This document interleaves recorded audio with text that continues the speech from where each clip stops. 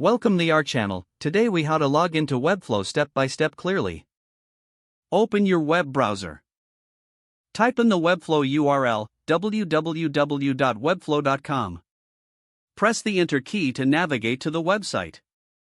Look for the Login button on the top right corner of the page. Click on the Login button. You will be directed to the login page. In the first field, enter your email address associated with your Webflow account. In the second field, input your password. If you have forgotten your password, click on the Forgot Password link. Follow the instructions sent to your email to reset your password. After entering your email and password, click on the Login button. If your credentials are correct, you will be logged into your Webflow account. Once logged in, you will see your Webflow dashboard. From here, you can start creating or editing your projects.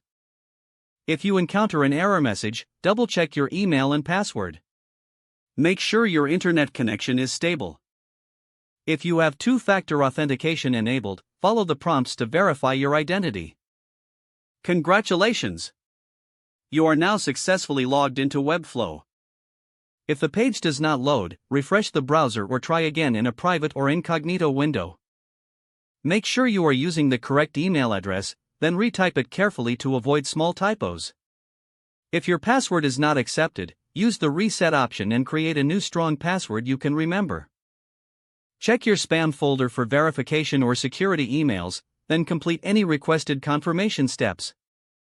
Enable two-factor authentication if available to improve account security and reduce unauthorized access risk. After signing in, review your profile details so your contact information and settings are accurate and current. If you see an error message, note it down and try again after restarting your device and internet connection. Log out when you finish, especially on shared devices, to keep your account and payment information secure.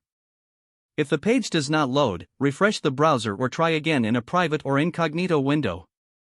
Don't forget to like this video and subscribe to our channel for more step-by-step tech guides.